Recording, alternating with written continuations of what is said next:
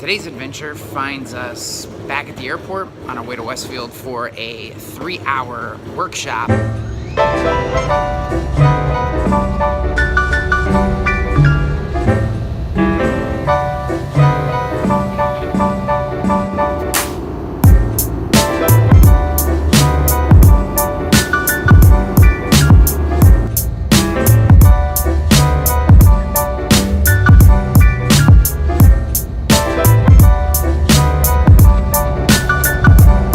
Really interesting email this week from Dave Keller, who's the VP of Carrier Relations at Keystone Insurers Group, and I thought it was very appropriate to share with all of you because I think it's something we're all thinking about. I'm going to read the email to you first, and then we'll get in what the answer is. So, Ryan, I remember the success to be gained by developing targeted prospect lists, smiling and dialing, playing the numbers game, and writing a percentage of what you started with, which in the end was successful in generating additional business and revenue.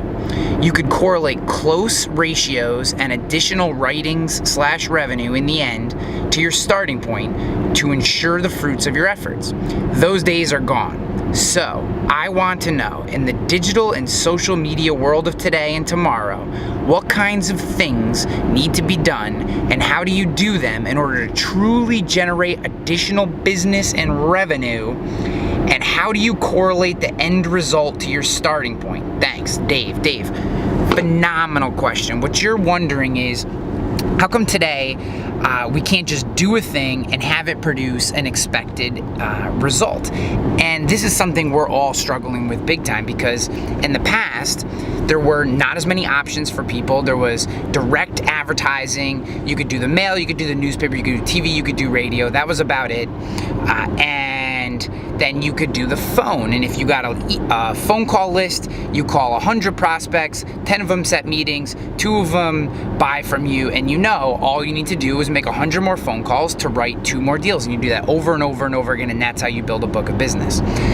The unfortunate answer to your question, Dave, is that the linear path in which sales used to take place are completely gone. They no longer exist. We cannot assume a linear path in how we operate our business. So the last click mentality, which is a pay-per-click term, the last click that someone took to a sale is how we attribute that sale.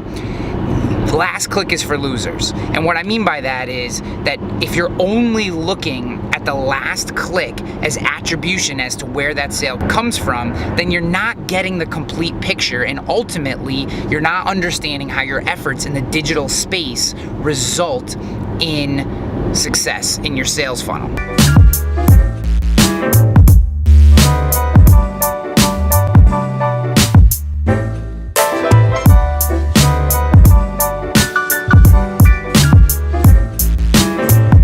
So what does it mean to have a non-linear path? It means that someone might see a blog post that you write, then they might meet you at the local Little League game, then they might see an advertisement that you do in the newspaper, then they might drive by your office, then they might see an email that gets forwarded to them by one of your current clients, then they might be at a PTO meeting and asking some questions about insurance, or the topic of insurance comes up, and one of your clients talks about an experience they had with your agency.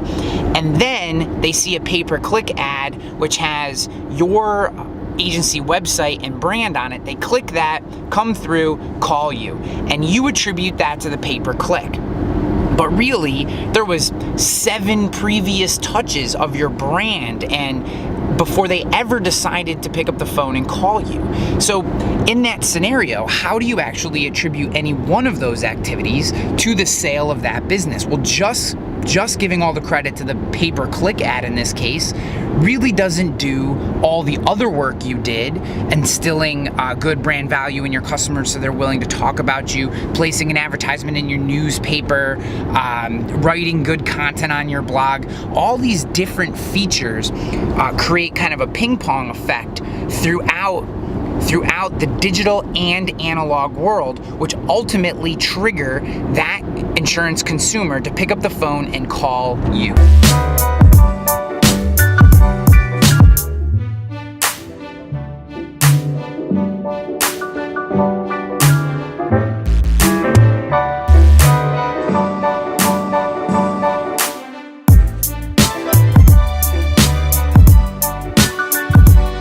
doesn't mean that you shouldn't calculate last click ROI.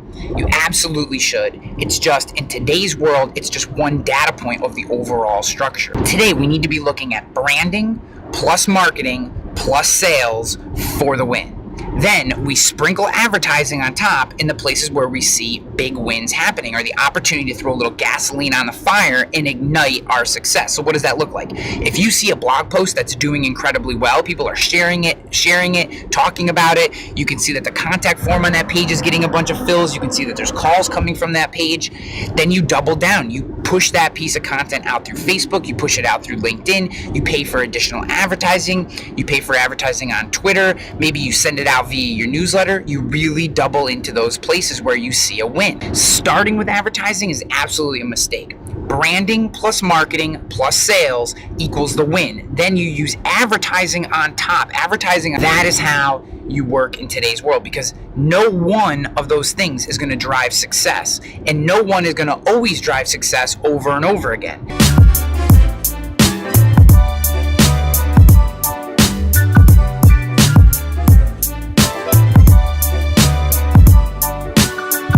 To accept that sales is not a linear path anymore. It's now non-linear, that there's multiple touch points coming in an almost completely unpredictable pattern. The truth is, dialing for dollars still works. The issue becomes we just can't expect it to work in the same way that it worked before.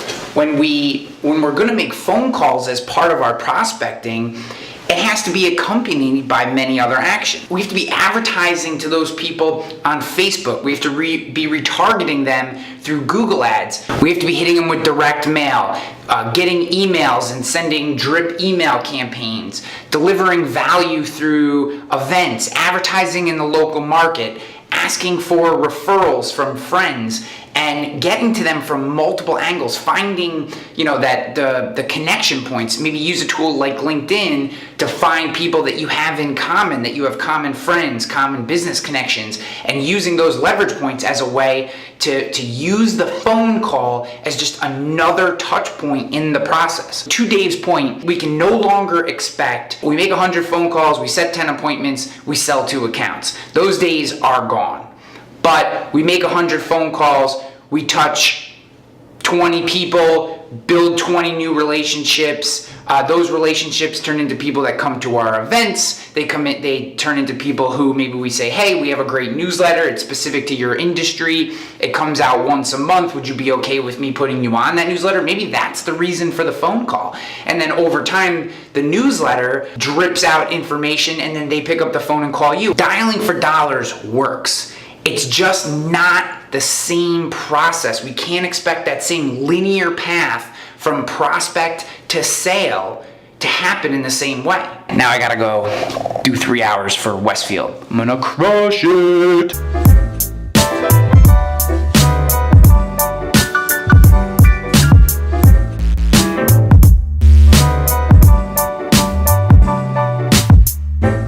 So to actually answer Dave's question, how do we find a method in digital that allows us to track back what's successful and what's not? The first thing you got to do is figure out, what are you actually good at? Like, what do you like doing? What do you like creating? If you don't like doing video, if you get very uncomfortable and don't love it, you're never going to actually get into it and do it enough to be able to figure out whether it works or not. What could you see yourself creating on a mass scale? Because nothing that you choose, you're not going to have to do over and over and over and over again. Nothing is one and done. So try to pick a medium that actually works for you. The worst mistake you can make is getting into video because you think you should be doing it when really you hate it, so then you never actually make the time or invest in building the skills that make you good at doing video. Second, track everything.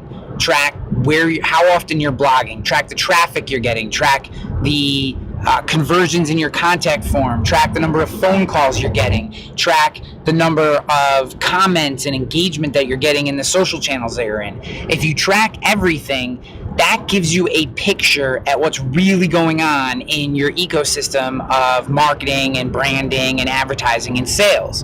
Just tracking one thing, like number of calls, is not a good indicator of what's actually happening, because you may find that even though Facebook generates doesn't generate a lot of phone calls. It generates a ton of engagement, which gets people talking about your agency and your business, which then ultimately might lead to direct traffic to your website or may lead to more referrals. Point is, if you're not tracking it, you don't know what's happening. Track as many pieces of data as you can so you can get a look at the full picture of how your activity is generating new opportunities.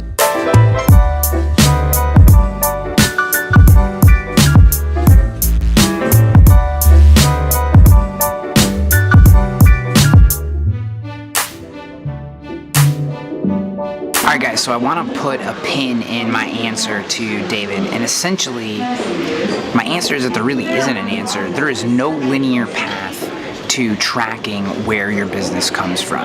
It's impossible. But I want to leave you with 4 thoughts. 1, track the entire universe. There are tools that can help you do this. HubSpot's a great one for everything that revolves around your website. Obviously, you have to have Google Analytics in place. Moz.com is a great one from a search perspective. And then there are a bunch of social media tools, and at this point, there's so many that to name one would be silly. 2, if you're tracking everything, you can cut what falls flat quickly, so you can see what's happening. If you're doing video and it's just not connecting, but your audio is crushing it, and crushing it from the standpoint of people are engaging with you, they're writing you emails, they're calling in, they're referencing the podcast when they ask you for a quote or want to get together with you for coffee and take relationships deeper, or want you to come look at their policies or their business, then you can cut the things that aren't working and double down into, which is number 3, double down into the places that are actually working. But you can only do this if you're tracking the universe of activity. And the last one, 4, constantly reevaluate what's going on. I wish that I could give you a straightforward path, a straightforward answer to this question. And the reason I can't is because really it changes all the time. And I have absolutely no idea what's going to work for you versus an agent down the street versus an agent who has multiple locations or just works on personal lines or just works on commercial lines, and an agent that looks very similar in commercial lines, what works for them in upstate New York might be completely different than what works in rural Ohio or metropolitan Minneapolis. The answer is you have to do the work, you have to track, you have to cut what doesn't work, double into the places where you're finding strength. That's the true answer to this question, and the only way you get there is by tracking as much as you possibly can, watching it all, looking for trends, cutting what doesn't work, and doubling into what does. Dave, I hope that answers your question. I am waiting to go home here after 3 incredible hours in Westfield. I'm tired, I'm beat up, but I love you guys. I'm out.